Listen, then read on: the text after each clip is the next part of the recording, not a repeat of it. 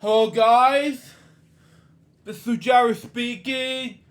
Welcome to LJPCBM Reacts, episode number 557, and today I'm reacting to Purple Roads Podcast, episode 41, Jenna Barker and Alan, let me see here, last name, Alan the Sparky Sparks. It was for Planet Peekaboo. I misspoke on the Mr. Peekaboo part, whatever.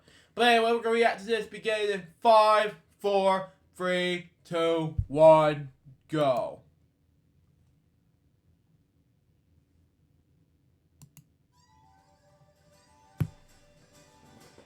I'm Carrie Stinson, and my journey through life has been quite an adventure. For over 20 years, I played Barney the Dinosaur on tour and 7 seasons of the hugely popular TV show Barney and Friends. Now my journey is to bring together friends and guests from all over the entertainment world for inspiring and at times amusing behind-the-scenes conversation. I'm Carrie Stinson, and this is Purple Roads. Wow. Welcome to Purple Roads. I'm Carrie Stinson, and as always, I'm so excited. This is such a cool episode. We have Gina Barker from Planet Peekaboo. There she is. Hey, Gina. Raj from Planet Peekaboo. Hi. There she is. I've known her for a long time, and she's got this really cool project going on, and so we just got a lot to talk about. How are you, Gina? I'm good. Great. Thanks for having me Wow. on here. This is so fun. Like Harold, who we both worked with, turned me on to your show, and I was like, doing what? And you're just telling me now? And we've been watching all your episodes, and it's so great to see, like, people from the past. You know, once you've toured with people, you're like lifelong friends. Even if you haven't seen them for 10 years, I saw David Voss on there, and Harold, and then Sloan. I mean, Jake. It was awesome. Yeah. It's cool to see what you're up to. Well, thank you so much. You know, after being in this industry, you have been for so long, I want to hear everyone's stories. And I'm just having a blast doing it, and I can't wait to hear your story today. And you said and you started to say us, and there is an us. And we are going to have someone else join us here in a little bit. Yep. In a little bit. We are going to jump all into Planet Peekaboo here in a little bit. I want to talk about, to start off with, kind of where you started in the business. Because it's different than where you are now. Very different, but yet I'm still very connected to that. You know, I graduated high school, and it was either go to college or join the ice show because I was a skater my whole entire childhood. Started skating at 8 years old, which is actually considered late, believe it or not. So I always wanted to be be in the show. It looked so much fun, and so that was my goal as a skater, to just work on being a performer, to then go to the audition in high school. And I went to Ice Capades first. So I'm at the Boston Gardens, which isn't there anymore. Not everyone may remember Ice Capades. I remember Ice Capades. Yeah, they were like, they were a big deal. Dorothy Hamill, and so I get there, and I didn't even get on the ice because I stood up, and the performance director said, "You're too short. You're not going to do this." I was like, "But all skaters are short." Wow. So kind of left there defeated, and then Disney on Ice was coming through. So okay, let's try again. And lo and behold, I got a call, and graduated high school in 2 months. I was off to the ice show. Like, what is this? Down in Florida doing rehearsals, and like, wow.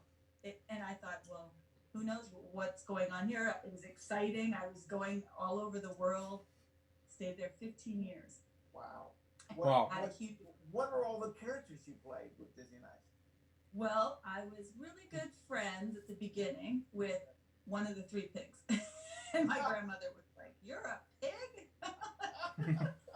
But I was having the best time. So I started out, that was the kind of the lower characters, got my feet wet. And then I was friends with Donald Duck. Then I became, really good friends with Mickey Mouse for about 8 years, which was a really awesome experience. And that's kind of when it started to bloom that, this character thing is very powerful tool to teach, because kids respond so well to their beloved, friends they see on TV or in books or at the park. And I was like, I would get these hugs from kids that, you would at meet and greets, like, when you're in those characters, going to the hospital visits, and I'd come back as myself, like, and see the kids, hi, and they look at me like, who are you?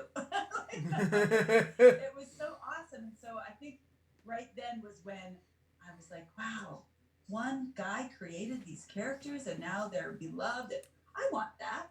But that was just a thought, and then I went on 15 years. I was Roger Rabbit, I was Sebastian, just touring all over the world. Feld Entertainment really goes everywhere and gives you an opportunity to see the world, and it was a cool experience. But at 30, I was like, okay, what else can I do? I could skate. I knew I could skate. I had done it every day till 30. I was a skater. So I jumped backstage and started doing wardrobe and performance director. Made my way away from ice skaters onto theaters, and I got hooked up with Pokemon Live, which was We'll cool. be doing that. Stupid I idea. had to stop calling the dancers skaters because I'd been in the ice show forever. I was like, where are the skaters? I mean the dancers. Oh no. They were like, we're not skaters. I'm like, I know. So just had a great time meeting performers and working on shows behind the scenes. Right. As doing wardrobe and helping out characters, I could help them because I'd been in it. So when they would come to me complaining, I'd say, really? Like, I'll fix that for you, but let me show you a few pictures of what I've been up to. They're like, oh, okay. We can't get this past her, Yeah. But Which so is then important, right? That you can relate to them.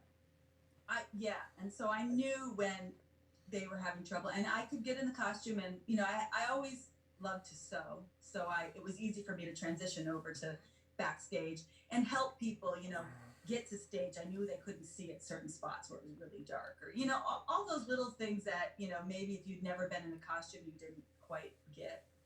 So that was cool to be able to understand where they were coming from, and I think it was a good, we had a good respect back and forth. Well, and I want to go back a couple things here that you talked about. First of all, because this is an important part of this show, we talk about this a lot in this business. When you're told no from ice capades, it hurts. I know it hurts. Why not you just blow it off and move on to the next one? Or were you a little bit?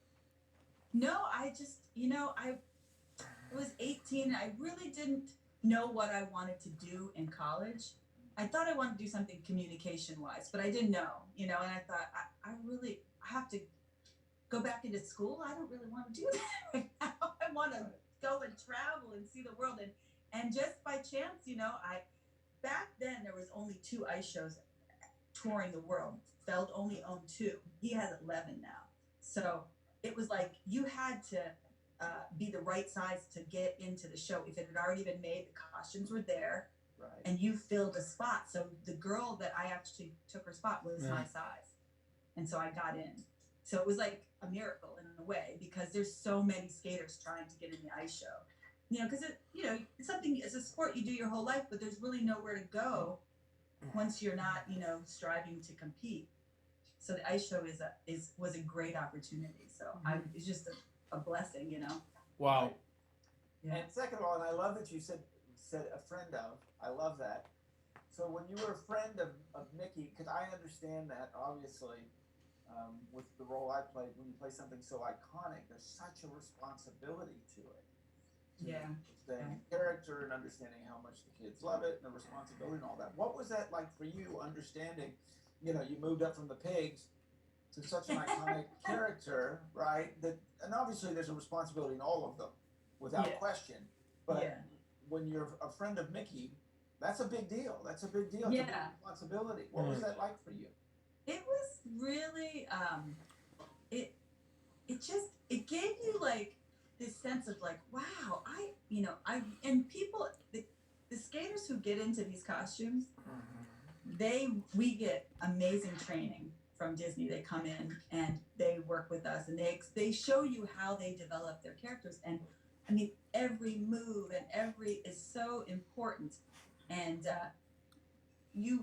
it's just this pride that just you take in the character, and I've never seen anybody not take pride in it. It's a great thing, Right.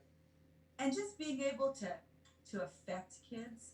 You know, I used to do a lot of Make-A-Wish Foundation stuff, which Wow. was just, I had a family tell me, you know, our son hasn't smiled for months, and we were at the hospital, and you know, just going in there and hugging them and doing a little song and dance, and just the family was so grateful.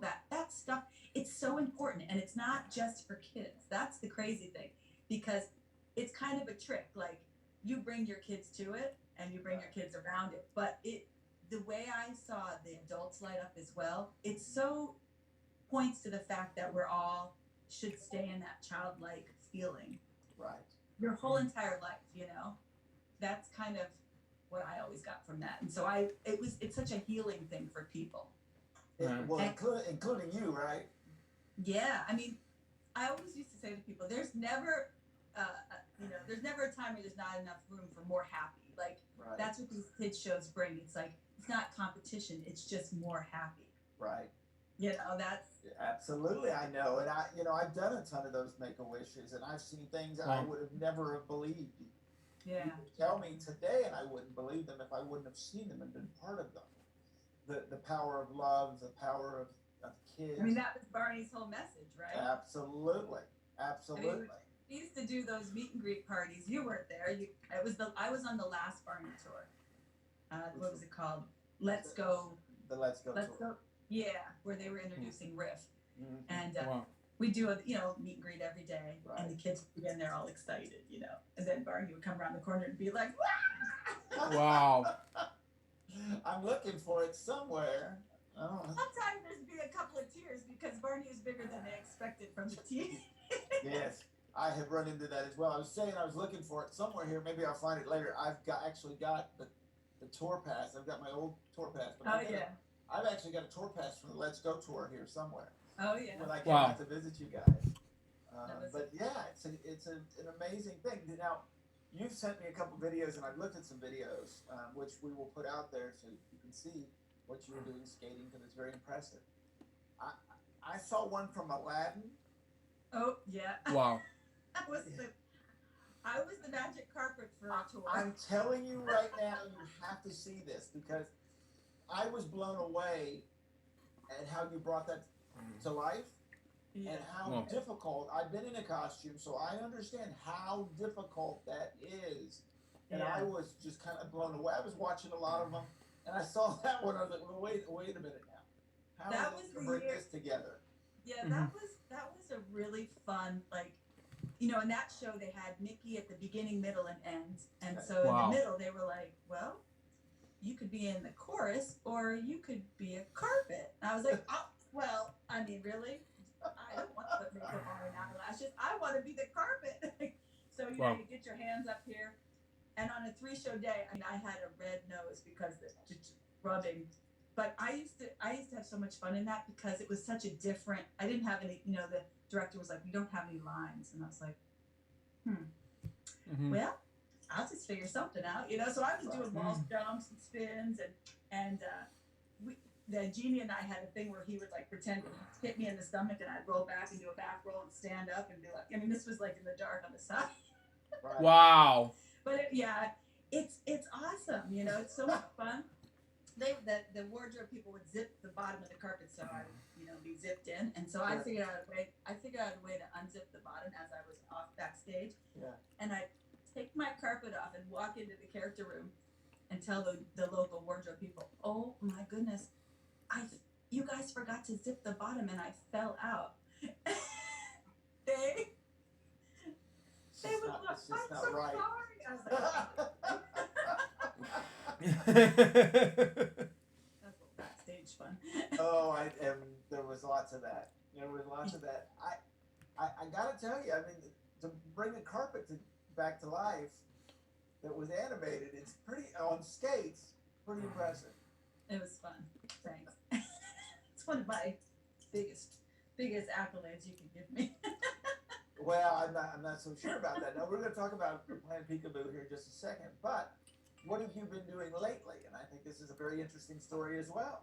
Yeah, so you know, the last 12 years I've been touring with Mary J. Blige. and I do Wow. her wardrobe, and that's an awesome experience too because she's such a great person and a talent to be reckoned with. I mean, it's just has been so much fun. And during that time, I also on my off time developed Planet Peekaboo. So then COVID hit. Right. Wow. And of course, our industry is completely shut down. Yeah. And so I got home and I was like, what are we going to do? We were in the midst of releasing our first album with the show and with Planet Peekaboo. And we were starting to pitch. We had done some pitches. We went to Amazon and Apple and Netflix. We were pitching our show idea. And now nobody wanted to talk to anybody, because they don't. They don't know what's happening. So we got stuck. Well, you'll meet him in a minute. Yes. But anyways, we got all sent home and decided to turn the house into a studio and just do our show. We reworked it so that it has more of a live interactive experience because there's no live entertainment for kids now. So we thought, well, let's just give them a live character experience mixed in with cartoon and music and just Planet Peekaboo is peeking into learning. So we peek into learning just a little bit of a lot of things from pollination to what a manatee is or a flamingo or anything. Going places, looking at dinosaurs. Yeah, we had a dinosaur song. So we do we create a song. We do a topic where we talk about fruits and vegetables, and then we lead into our Eat Good Food song. So it's all kind of that live experience that I think kids aren't going to be able to have for a year or so until we figure out what's going on. So we think that this is kind of going to slot in real nice for people that are homeschooling. And so we're YouTubing it, of course. We're trying to learn all that social media stuff, how to get seen, how to tell moms and dads we're out there, preschools. Our show's for 6-year-olds, Well, I just love. I've seen this so much. When COVID hit, Purple Roads went on the road. We've been doing this out of my house. Wow. But I've seen this with a lot of performers. They just didn't stop. They just got creative. They went outside of the box, and they're creating still, and they're reaching their audiences. I just think it's amazing. This is probably the good time to bring in the guest here. Let's talk about it. Yeah. Well, so Planet Peekaboo, I've been, as I would call myself, the one girl show doing everything, figured out how to edit and write. But I really had this idea about the music of the show. I really wanted this amazing sound. And of course, I'm not a musician. So I was on GarageBand's dragging little things here and then trying to put things together, demos. And then one of the tours that Mary put together, a new person arrived who you're going to meet. And we started talking, and Planet Peekaboo in the last 3 years has blown up as far as the sound. He has given it the sound. And it's in a different place now, Wow. It's like everybody's like, what have you done? It's like, let me introduce you to what happened to Planet Peekaboo. Let's do that. Here we go. I'm gonna go over here to the audio world. Yes, come to the studio. And here, there's Sparky. This is Wow. Sparky, everybody. How are you? How are you, the musical director of Planet Peekaboo? How are you? I'm great and excited to be here. Thanks. And thrilled to have you here. And we will bring Gina back here a little bit. But since we got you here, you've been in the business for a long time. Long time. And that's why we're saying Sparky, because everyone knows you as Sparky. Right. It's funny, when I was a kid, elementary school, junior high school, I had that nickname Sparky, and I hated it. So when I joined the Navy, I told nobody, and they gave it to me again. Wow. So I said, okay, I'll just exploit it. And so could never get rid of it. Wow. It's a blessing. It's easier to remember than Alan Starks. Right. Wow. Right. I get it. So you come in. Yeah. Well, before we get into all that, let's start about where your musical background began. Well, I began goofing around with the piano at my church and at home, just tinkering. I had no formal training. I wasn't even a conventional type musician. I just played stuff that made me feel good. Wow. It didn't have any symmetry. It didn't have any arrangement. It was just, okay, now I'm going to do this. But I always attracted people, and they always liked the things I did. Wow. So I decided I really wanted to spend the rest of my life pursuing that. So to cut right to my first professional experience, 1980, I got hired at Hitsville Recording Studio, which is Motown. Everything was Wow. Yeah. Now, before that, did you go back and train? Did you learn to read music or No, none No. of this? I just wanted to be in it real bad. Wow. I just wanted it, and I put a lot of effort in wanting it with no plan. Wow. But it came, and I'm kind of like the Ferris Bueller day off guy. I want things really bad, and they always happen for me. So that's one thing happened. So I got hired at Hitsville. Started hanging out with Tina Marie, who was recording an album there, and she was also recording at Wonderland, which is Stevie Wonder's studio. Started going back and forth. Long story short, I got hired at Wonderland to answer the telephone. Before that, I was working for the airlines in flight control, making really good money. I left that because here comes my musical pursuit opportunity, and I got hired at Hitsville and then at Wonderland, and then stayed at Wonderland until I went to school for computer technology and started creating my own niche, working for Stevie, who was a blind man, and at that time, MIDI, which is musical instrument digital interface, that protocol just began. How musical instruments talk with computers. I went to school for it, and I was able to start breasting that into his world. Wow. So I always thought outside of the box. And when other technology seekers would come to Stevie, because he was always first on a lot of things, I started showing other people how to do different things in it. So wanting to be a musician, I got sidetracked in the technical realm working for Stevie. But it led to many, many opportunities with most R&B artists that are out there. I've worked in some capacity, whether it's been a keyboard technician, a stage manager, a production manager, a musician. I've done the whole gamut, but I've been in the pool of creativity with music. So then down the road, like Gina had mentioned, we met on Mary J. Blige tour. Wow. And she started showing me this Planet Peekaboo stuff, and I was like, I was fascinated, not at the creation, but I was fascinated as a fan. Like, it brought me back to being a kid. It's like, oh, wow.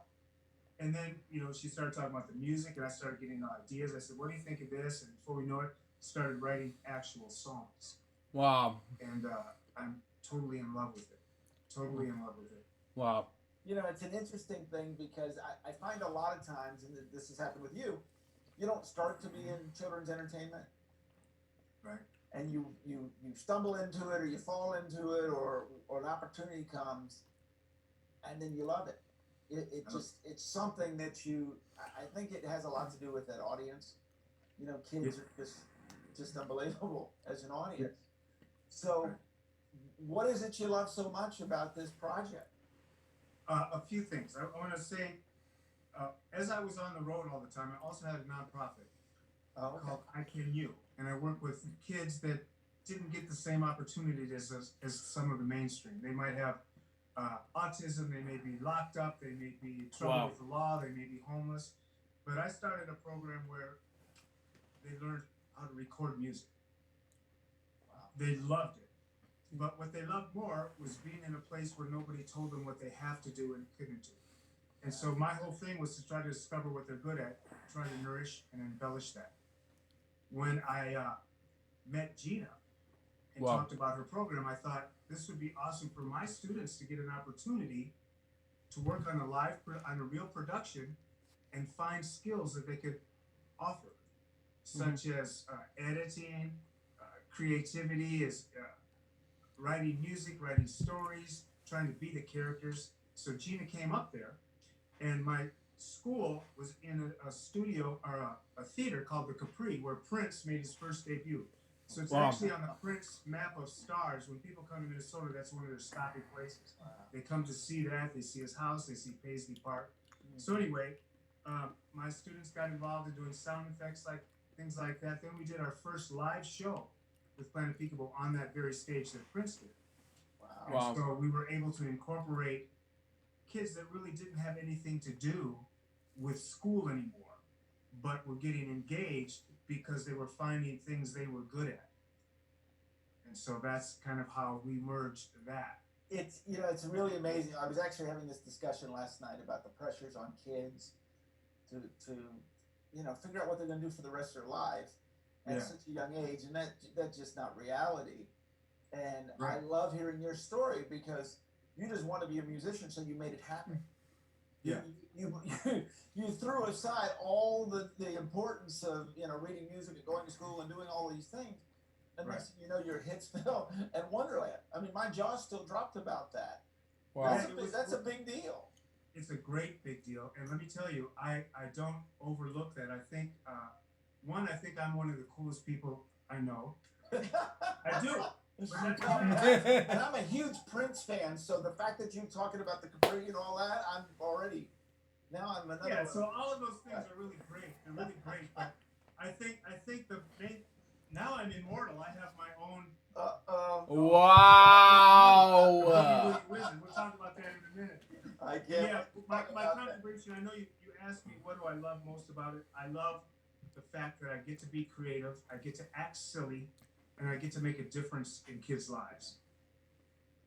That's what I love. And that's the key, that last one. And you've obviously done it with your foundation, and you're doing it now here, and you're helping children. It's so important. But what both of you are talking about is that you've been told no, you didn't have the training, all the things were against both of you. And you are sitting in this studio creating a show on top of having successful careers. That's right. So it's really amazing. So I want to get into a little bit here now. Let's talk about Planet Peekaboo. Okay. What do you do when you're creating songs for this? What I've talked about this on some of the shows about the process. So what is your process, as much as you can tell me, or as much as you understand it, when you're writing songs for Planet Peekaboo?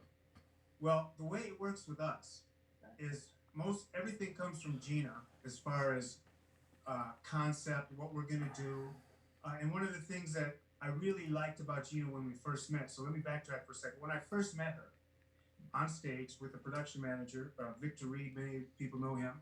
He's been a friend of mine. I worked with him for years, and so had Gina. When he introduced us, he says, "Sparky, this is Gina. Gina, this is Sparky." She goes, "Sparky," and she breaks out into this little dance. "You don't have to put up with any malarkey. Call 1-800."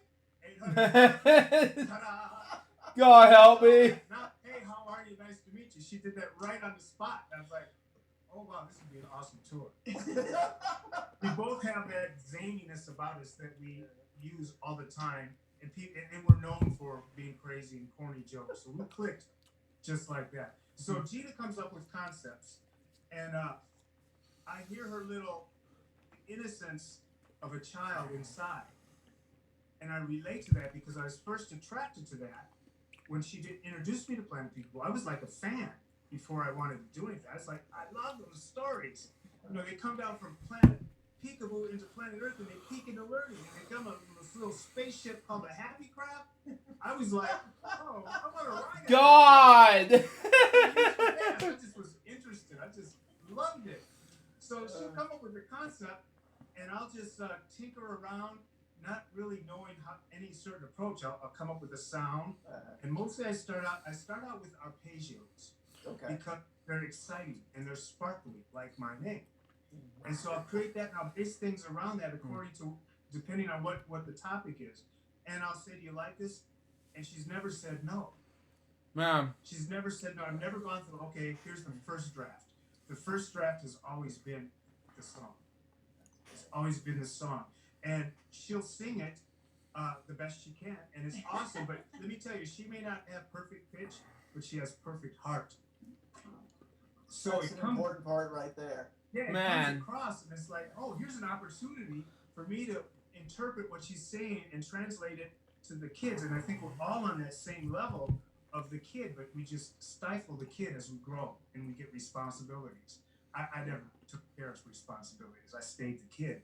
So now I get to share that. And so our plan now is to actually spread that across the world. Yeah, that's such an important part you talked about, and you see that with kids. right? We're all born with creativity. We're all born with all of these things. And as we get older, we're almost discouraged in a lot of those things to be silly, to be zany. Wow. Right? There's a lot of people that have them and they're scared to do them because they've been told no, no, no. And to get to these levels, you got to let that go. It's inside you. And it can be, let me make this clear, it doesn't have to be the entertainment world. Whatever industry you're in, whatever you're doing, Wow. you can be creative. That's So right. Let it out. Let it out. Right. And hopefully that's what we're doing with Planet Peekaboo, because what we found is the adults, the teachers, the caregivers, the parents, they like this stuff too, because it's not your average nursery rhyme. I put a little groove on it. A little stank on it a little bit. Man.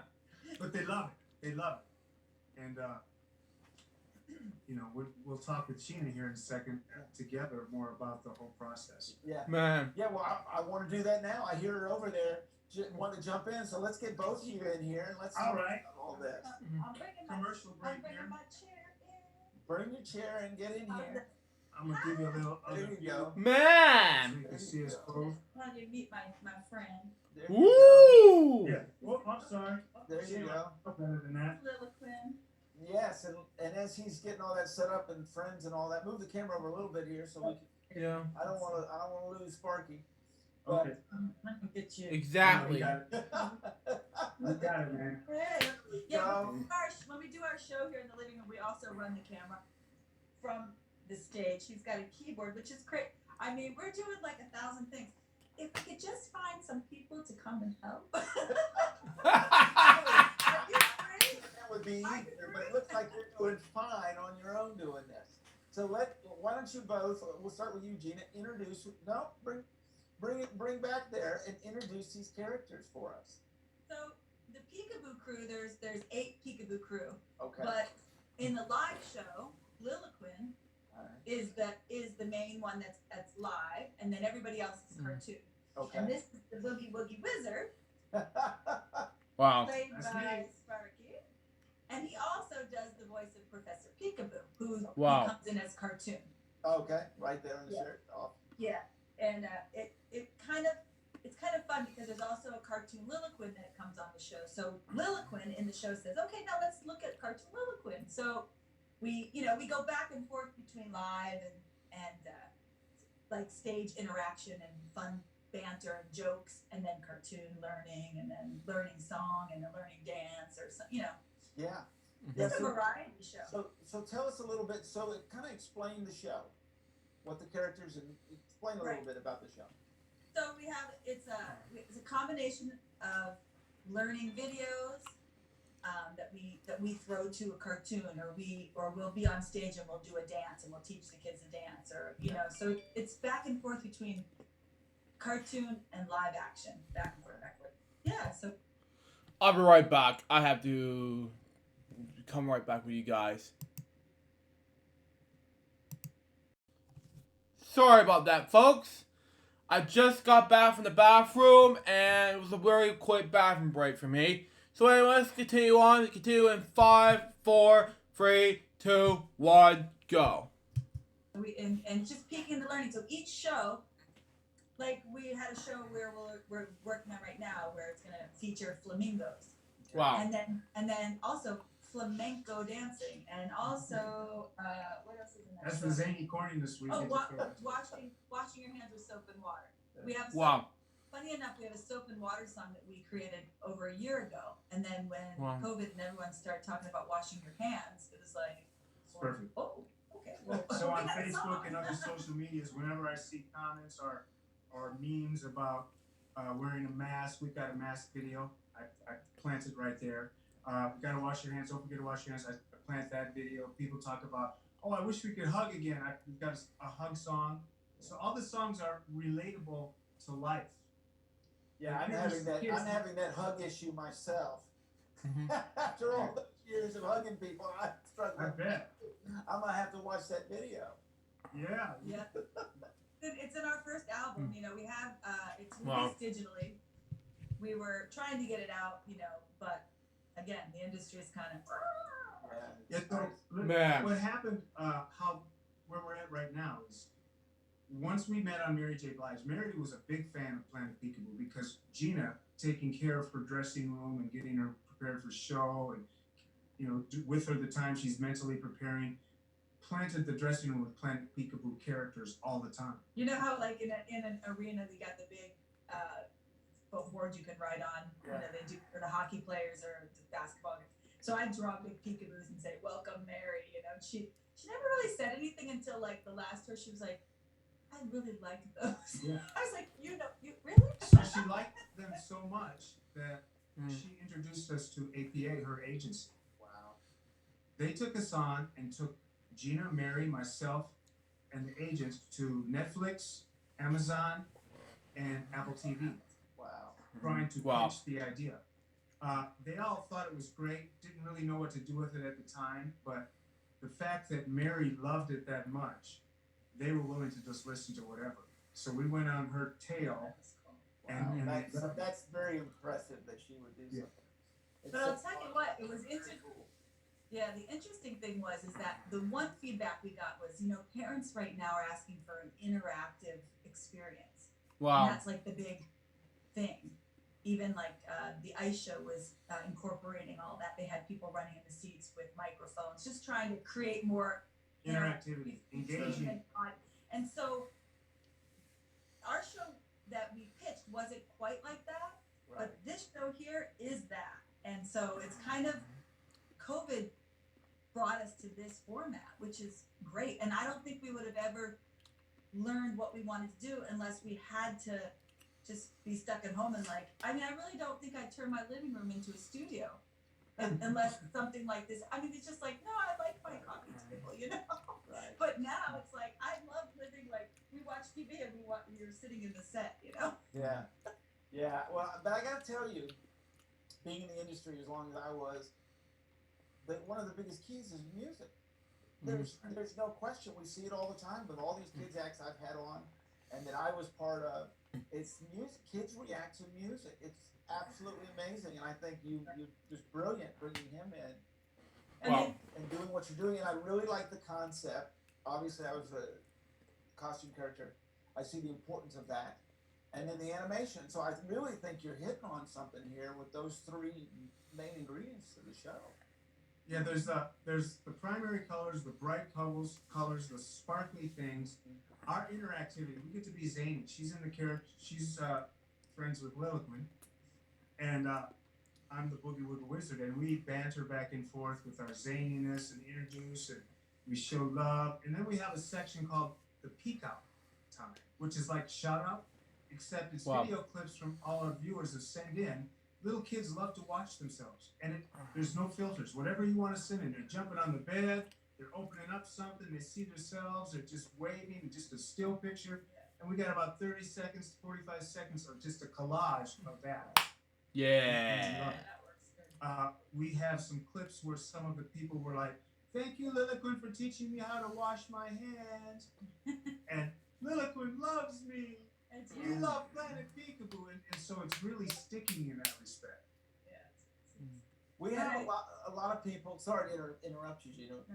We have a lot of people that love the behind the scenes aspects of it. I want you guys to tell me what it's like to put this show together.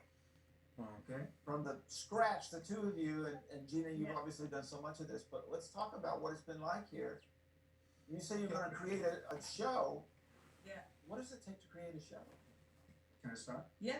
So it always starts with Gina's concept, and it ping pongs back and forth. So the show outline typically is we have an opening where it's Liliquin and Boogie Woogie Wizard welcoming everybody to the show. I sing a little song, and then it goes into our theme song, which introduces new viewers into the characters. Mm-hmm. Then we come back live, and we talk a little bit. Then we go into the pledge. We have a Peekaboo pledge. I promise to be good, all those things, almost like a Boy Scout pledge. Then we go into something like an arts and crafts or some discovery, and there's an interstitial of a video with a cartoon or some live things. And then we come back and do the shout out or the peek out, and we kind of say goodbye. But Gina picks the topic. She'll do the treatment. I'll write a song for it. We'll go back, we'll play it, we'll videotape ourselves on the set. We'll say we should do this, we should do that. Then the next segment, we'll do that and we start assembling them all together. But it comes conceptually from Gina. Yeah, I outline. So, and also editing. You know, I found an editing tool called Filmora. Wow. And so there's lots of like overlays of sparkles. So I've just been having, it's almost like I have seen it. There are a lot of sparkles. But here's the thing. She conventionally knows nothing about video editing. But she's the type that doesn't wait for anybody to come off her service. She'll do everything herself and she'll find out how. And Wow. You didn't know anything about music, and look what you've done. So I love the editing. It's about Wow. But you do it, and I absolutely love that. The drive and the passion you both have is just when you want to do something. Wow. yeah. But you know, a lot of people talk about that, and they don't actually do it.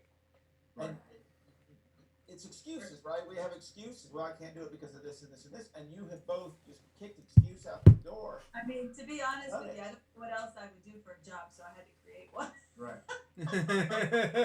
Gary, it's the excuses come from a programming frame of mind, being programmed that you can only do this or that you have to do walk this line. But you know, us in the industry, we're kind of outside the box. Right. We're already creative. We're kind of rebellious, so to speak. We're kind of I'm not going to sit behind a cubicle type of people. Right. So we do what we want to do and find ways to make it pay off. Right. And you know, when you tour, as you know, Yeah. you're in a city and you have you may have a day off or even a half a day off, and Right. You explore, but you're only getting a little peek. And so all these years of doing that was kind of like I learned a lot of things because I peeked at the world, Sure. you know. And so that's kind of what this show is. Wow. It's kind of what I did, what he did, what people on the road do, Right. what regular, people who don't tour Right. don't get that She experience. calls them regular people. Regular. But those people, but obviously everyone can't tour, but so we're gonna bring them the experience of this is kind of like just peeking. And some kids, this will be the first time they ever saw Manatee. Right. So by the time they reach kindergarten and first grade, if they watch our show, they'll have seen things that a lot of adults don't even know about. I mean, I do my own research on Google if I want to learn about like where do cashews come from, and then I do all my research and I'm like, and I'm sorry, just, Cashews, they come from the money footlocker. Man. Yeah. we Yeah, don't I should have mentioned there's going to be some zaniness, craziness throughout this whole interview. Yeah. Sorry, go ahead. No, but like when I do research, I learn so many cool things, and then I start asking people, "Do you know where cashews come from?" They're like, "No." I'm like, "Do you know a cashew hangs from the bottom of like an apple-looking fruit, and that, like, that's why they're so expensive, They're and so you either decide whether you're going to harvest the nut or the fruit. You can't do both. They harvest at different times. That's something we're going to do on our show, and the parents who are watching with their preschoolers are going to go, "What's that?" So it's fun learning for everybody. So each week, Gina, is it just the subject matter that fascinates you, or a subject matter that you just think for kids they should know about? Where do you kind of decide? Because I love the flamingo and then flamenco dancing. I love that combination there. And I think that's I've cool. always Where does this come from? been a word player, so the play on words like flamingo, flamenco. When we did an arts and craft section called decoupage, it was like decoupage, and then he It's a started collage. saying it's a collage. Collage, decoupage. But we don't really write the scripts because we want to banter because that's funnier than anything we could write. Sure. Us just going back and forth. So I'll say we're doing a decoupage project, and he says, "What's that?" And I'm like, "You'll find out when we're on the set." Oh, boy. And then he's off going decoupage, collage. That's fun. So I when I was a kid, they had this thing in my town called summer school. Or summer, no, it's called summer thing. Just her town. Wow. This thing was Summer school wasn't anywhere except Right.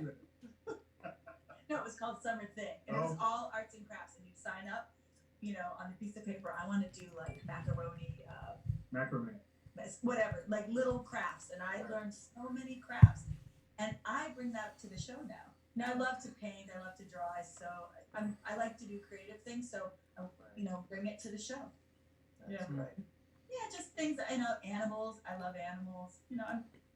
I love places. So hey, let's go to Mount Fuji. So one of the things too is that we try to create things that can be done off screen because we know that parents are concerned with screen time. Right. So we try to create projects that are also purchasable to buy a kit to learn how to do some things.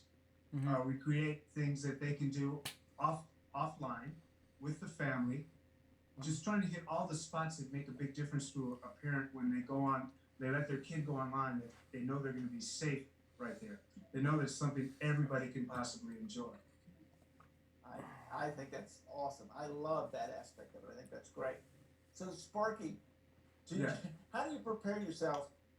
Because you have no idea what subject matter she's going to come to you with to write a song. Right. I mean, do you just keep your mind open and go, all right, here we go. I'm going to write one about a flamingo, or we're doing manatees this week, or a cashew. Wow. I don't really have a set process. It's like what I feel. Sometimes she'll want a song tomorrow. Yeah. And it's like, well, I don't feel anything yet, because I'm not one to just do it because we have a deadline. Sure. We go back and forth a little bit with that, but always it eventually comes and it's built upon. I'll create with just a concept that she might say a phrase and I'll hear a little ditty about it. Yeah. And I'll hear what the tempo of this idea drives me to do, and then I'll find an arpeggio in a major key, and I'll try to just bounce off of that, and then I'll just start creating phrases, and she'll say something. I go, oh, okay, and then I just kind of put it all in a DAW, a digital audio workstation like Pro Tools or Logic. I'll put it in there and just play with it. Wow. Watching other artists work is kind of a cool thing. I learned a lot from the hip hop genre. Wow. When hip hop first came out, I was like, they're just sampling. They're not real musicians, right? But what it was a new creativity that was marketable.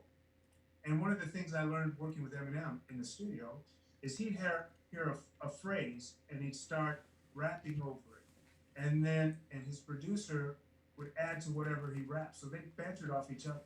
I kind of adopted that to work with Gina. I'll come up with something, she'll come up with something that goes back, and it'll just grow. So there's not really a set process. I don't really know how real songwriters do it, but then we have to also add in that we have another person that's involved with Planet B. My niece, Anna Starks, amazing singer. Wow. She sings all the songs. She'll take some stuff and we'll send it to her, and she'll send back like her own interpretation. Sometimes little runs, little say. She took our "I'm a Little Peekaboo" song to a which whole comes nother- from "I'm a Little Teapot." I'm a little teapot, right? Yeah. Sure. Yeah. I do know. Now it's called "I'm a Little Peekaboo." Check me out. Yeah. So I You peek into learning. That's what we're about. I had this idea for a while, and I kept saying, we got to get to that "I'm a Little Peekaboo" song because it's in, it gets in my head, and the words are rolling around, and I said, we got to do this. And then Anna came in, and wow, it's very adult friendly as well as kid friendly, which I think really works. But we can't stop singing it. We're happy to get it out to our next show. We're gonna launch that song.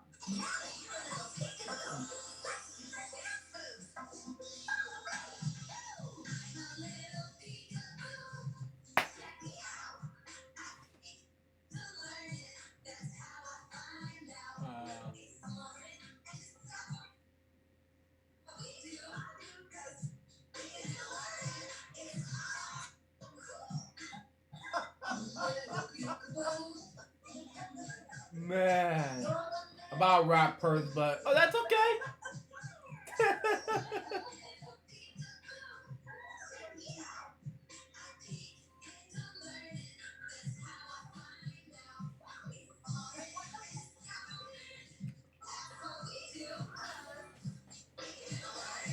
That breaks down, gets a little funky.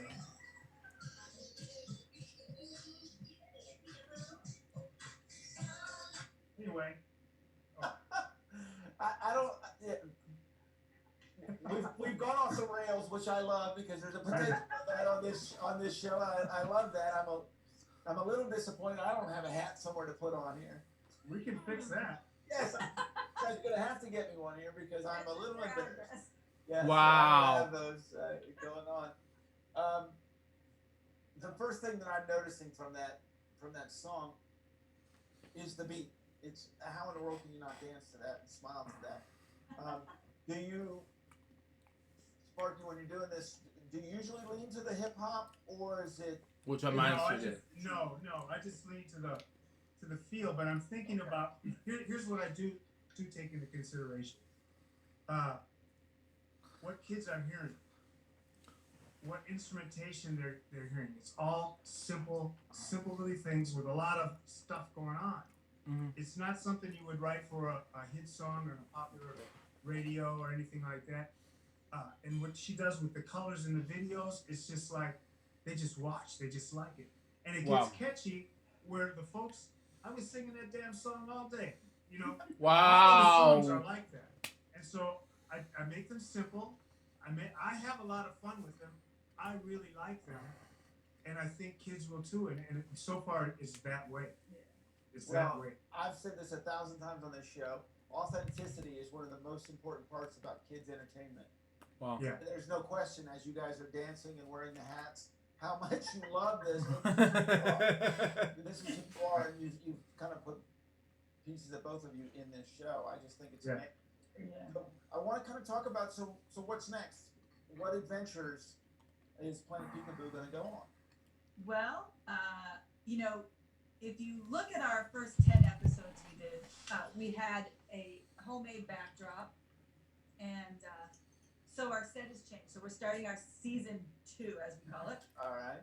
And with our new set design, because stores started to open, so we could actually get some things. Right. And so we're gonna go back to our album and revisit what we have done with the songs, and add a little more spice and fun stuff in there. But yeah, just continue to do this. We are on hot pursuit of, you know, a production company or an investor or something like that to help us get into a real studio, help us get, you know, a proper lighting. Yeah, because it's just us two doing everything. So Yeah. the first 10, when COVID came, we just right away went right out. Like 2 or 3 weeks after I got home, I was on tour with Chicago, and we were doing a residency in Las Vegas, and COVID hit. We finished the residency March 15th or so, and bam, back here, nothing to do. So we were always working on the show, trying to kind of shop it somewhere. I said, well, let's start going live. How do we do that? I don't know. Let's just do it. Right. So we started doing it, and we came up with the format. Okay, the Boogie Woogie Wizard and Liliquin will host the show, and we'll just do what we were going to do on an online show, except we're going to talk about it in between the songs. Wow. So we started doing that. She created a backdrop. I created all this process in doing it. So I have one of these monitors acting as a teleprompter. I had a thing called OBS, which allows you to stream and do, it's what the gamers use and tutorials use. So I had 2 separate ones. I had the remote keyboards of them on my keyboard up there. So I'm controlling a teleprompter, Logic, which is music playback, and OBS, trying to stream all live while trying to play and know my lines. Just me and her in her costume. And so we're trying to figure out how to do that. So now we've created some ways where we actually record it, go back, edit it, and we do automatic dialogue replacement. So I actually voice over what we did so we can get a clearer. Yes, I have a little microphone inside my So I head, said which the is first kinda 10 shows are basically we'll invite some friends to watch, their kids, and we'll kind of use it as a demo. Maybe somebody will happen to see it. So we Wow. started streaming it live Wow. on 5 different platforms. So if anybody had to go, what the hell is this? Oh, that's kind of cool. Your discretion is advised, ladies and gentlemen. Continue on. So we're kind of throwing out worms in the lake, hoping for a fish. But now that we've done the 10 and got some followers, not a lot, but some followers, and kids just love it, and we're learning what they like, so now we know how to do it. We're looking for ways to increase it and get it out there like it's supposed to be. Whether that be somebody throws money at us and we hire the people we need, our production company comes on and says, we can take this on. Let's rock and roll. Wow. So Well, it's very impressive because it does not now look. Both of you are in the industry, so that's an important part of this to understand because Wow. I know what they're doing, and it's very impressive. That obviously does not look like two people just did this at their place in the in-home Wow. studio. So, We do have the time. well, you got the time, but a lot of people have time and can't pull that off. What I saw, it's very impressive. Very thank you. Let me say one thing here. This is kind of absolutely. a plug fishing thing. We're here in Parrish, Florida, near Sarasota, where the big entertainment company Feld, who licenses all the Disney show. During COVID, they had to lay all these people off. So we're Wow. all sitting here with all this Like skills me. and talent within miles from us. So we need the money to pay them to come work with us. Yeah. So that's one of the things we're hoping for is either the money or the production place, because everything is here. It just needs to come right here to us. Yeah. So Well, we will definitely here at Purple Roads be promoting you guys like crazy. So we will Mhm. all the links, everything we can, we will be putting it out. I just think this is so wonderful. Being part of this industry for so long, I love seeing this. I love seeing this creativity. I love seeing this drive. I have no doubt the two of you are going to find a lot of success with this. well, thank you. Absolutely. And you as well with your show. It's Oh, thank you. a great platform. It Thank is. you. Thank And you I love so much. hearing all the stories. You know, just with people that have been in the costumes, people who have toured, people who have, yeah. Yeah, isn't it funny what a small world it is? It is. Yeah. Especially our niche. You know, Yeah. it's almost guaranteed. You meet somebody in the business, you know some common people. Yeah, absolutely. Mhm. Well, I told you I was going to kind of do this, but I want to finish up with a song. If you guys could, if we could get a little Planet Peekaboo song, put you not too much on the spot, but Not on the spot. I'll tell you what we'll do. I'll tell okay. you what we'll do. So let me tell you about the Boogie Woogie Wizard. All right. So Planet Peekaboo lives in a storybook. Okay. And when it comes out, it lives in a magical library. The magical library is run by the wizard, Mama Goose, and two fairies called Peachy and Toby. Well, when I saw that, I was like, wow. And she had a image of a wizard. You know, like something you've seen in the Sorcerer in the Stone or Sword in the Stone or whatever like that. Wow. And I said, he's kind of plain. He needs to groove. So I was sitting, I'm going to do it for you. I'll do it for you. I love it. Give me a second. Right here. Give me a second. I got to pull up an instrument. Absolutely. And I love it. You have everything close by, right? Yes. put it over here.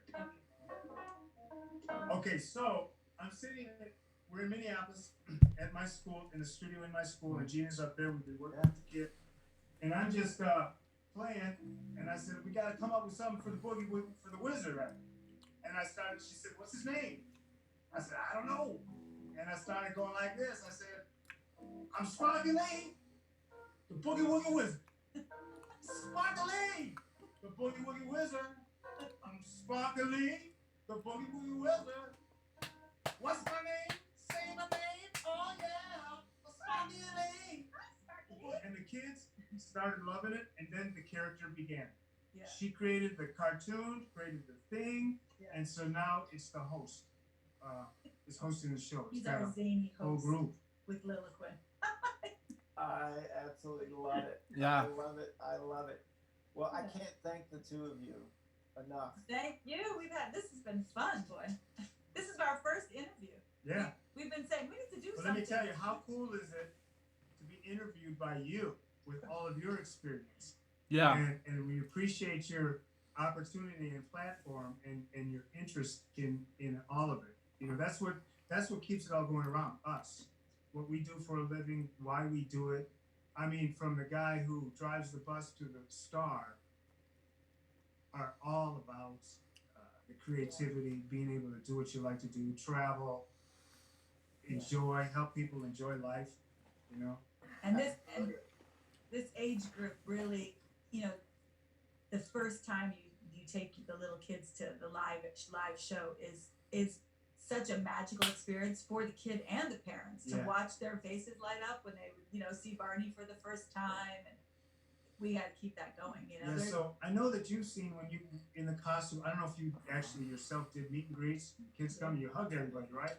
Same thing when we did our live show and she was in the Liliquin thing and me and the wizard. They just want to hug and they just swarm you. You know that. And so that happens even at this level. And they've never seen Liliquin before. And that really goes to something I think all of us really need to know. It's all about love. Yes. You a hug. Amen. Well, yeah, especially everything going on in this crazy world right now. Wow. The thing that can bring us all together is love. There's no question. As corny as that sounds, Exactly. That's the answer. But I don't think it is that corny. I think that's the whole point, is that people think it's, or used to be corny, but if they really realize the importance of it. And that's what my favorite thing about what you're doing, and it's so impressive, all the things you're doing. But you understand the responsibility.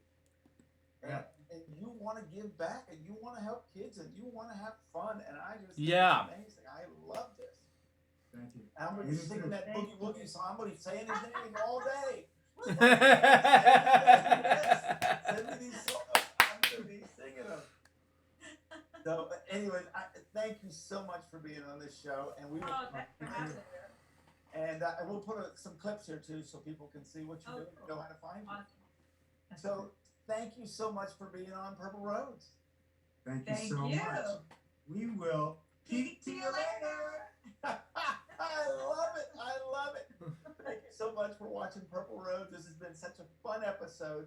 And remember, keep your eyes, ears, and your heart open, and you'll find your Purple Road. We'll see you next week. Thanks. Man.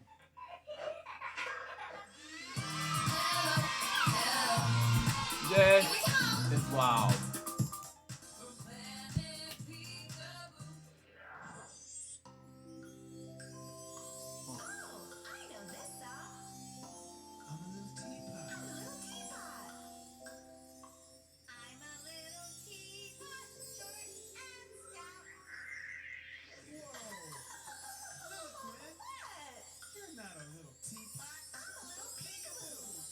Wow. Sing that. Yeah.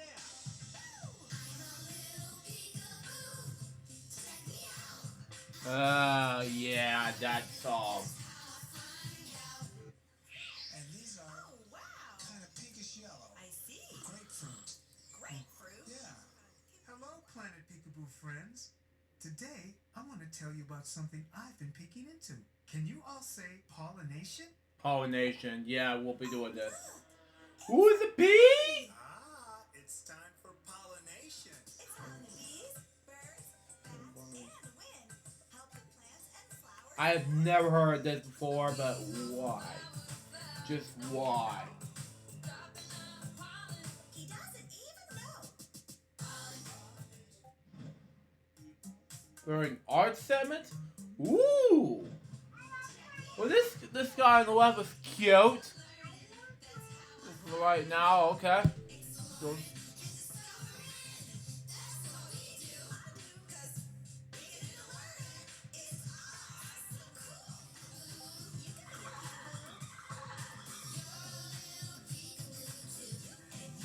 we can learn, okay.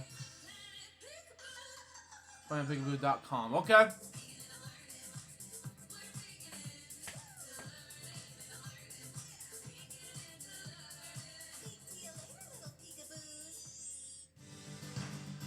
So that was Purple Road episode number 41. What do I think about this video? It was amazing! So far this video would be a success. Anyways guys, down below episode 557 of LJPCBM React. Hope you enjoy it.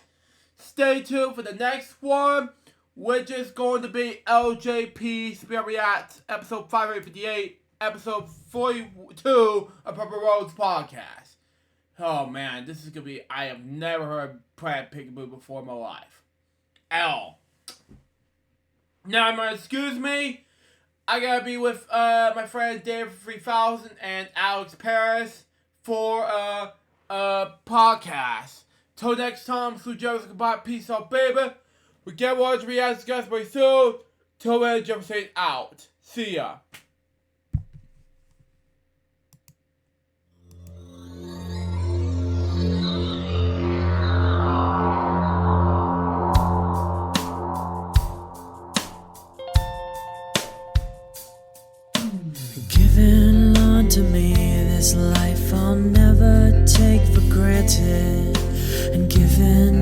the time I failed to really understand it. I never sought to meet the maker of reality, the one who gave the life that which is always happening. But I tried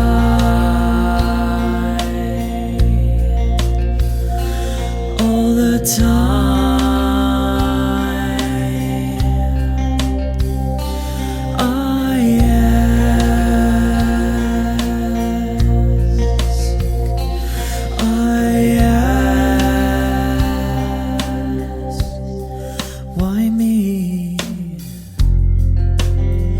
Why was I the one to see things as I do under the moonlight and the sun? Perception is the question, and the giver holds the key.